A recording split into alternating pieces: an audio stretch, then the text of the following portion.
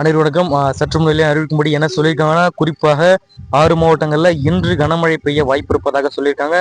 And எந்தெந்த மாவட்டங்களுக்கு red alert மற்றும் ஆரஞ்சு அலர்ட் விட போகிறாங்க அப்படின்னு தான் பிரீஃபா பார்க்க போறோம்.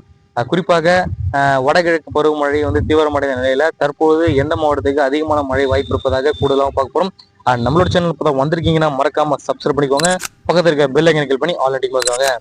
முக்கியமான விஷயம், வீடியோ ஸ்கிப் பண்ணாம பாருங்க, அப்பதான் நான் சொல்ற தகவல் என்னட்டு முழுமையாக சேரும்.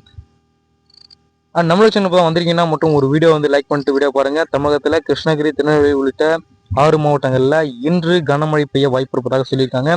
இது தொடர்பாக சென்னை வானிலை ஆய்வு மையம் வெளியிட்ட செய்தி குறிப்பில் என்ன சொல்லியிருக்காங்கன்னா, வட தமிழகம், புதுச்சேரி, தெற்கு ஆந்திர கடலோர பகுதியில் நிலவிய ஒரு ஆழ்ந்த காற்றழுத்த தாழ்வு மண்டலம் மெதுவாக தென்மேற்கு திசையில நகர்ந்து வட தமிழக, புதுச்சேரி கடலோர பகுதி மற்றும் அதனை ஒட்டிய பகுதியில் ஒரு ஆழ்ந்த காற்றழுத்த தாழ்வு பகுதியாக வலு குறைந்ததாக சொல்லியிருக்காங்க. தென்னிந்திய பகுதி மேல் ஒரு வளிமண்டல கீழக்கு சுழற்சி நிலவுகிறது. இதன் காரணமாக இன்று தமிழகத்துல ஒரு சில இடங்களிலும் 5ஆம் தேதி பாத்தீங்கன்னா நாளை பாத்தீங்கன்னா தென் தமிழகத்துல பெரும்பாலான இடங்களிலும் வட தமிழகத்துல ஒரு இடங்களிலும் குறிப்பாக 6 முதல் 9ஆம் தேதி வரை, அதாவது டிசம்பர் மாதம் 6ஆம் தேதியிலிருந்து 9ஆம் தேதி வரை ஒரு இடங்களிலும் மிதமான மழை பெய்யக்கூடும் அப்படின்னு சொல்லியிருக்காங்க. குறிப்பாக பாத்தீங்கன்னா இன்று கிருஷ்ணகிரி, தருமபுரி, தூத்துக்குடி, ராமநாதபுரம், திருநெல்வேலி, குமரி மாவட்டங்கள்ல ஒரு இடங்கள்ல கனமழை பெய்ய வாய்ப்பு இருப்பதாக இந்த செய்தி குறிப்புல தெளிவாக சொல்லியிருக்காங்க.